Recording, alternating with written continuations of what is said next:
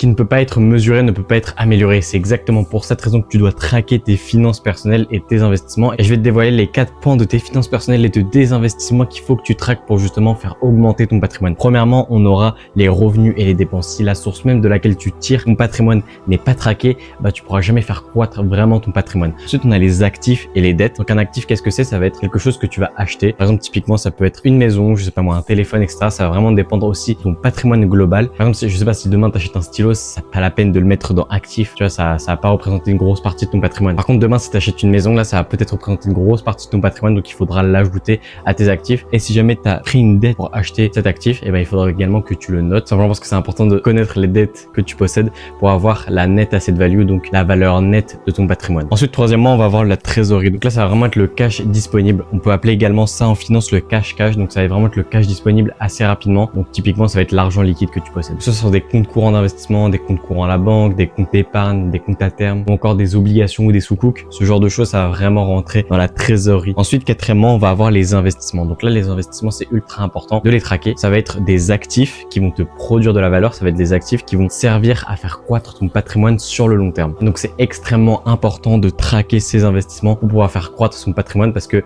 ça va être la source primaire de croissance de ton patrimoine. Donc voilà, si l'investissement halal et la gestion de tes finances personnelles t'intéressent, n'hésite surtout pas à t'abonner.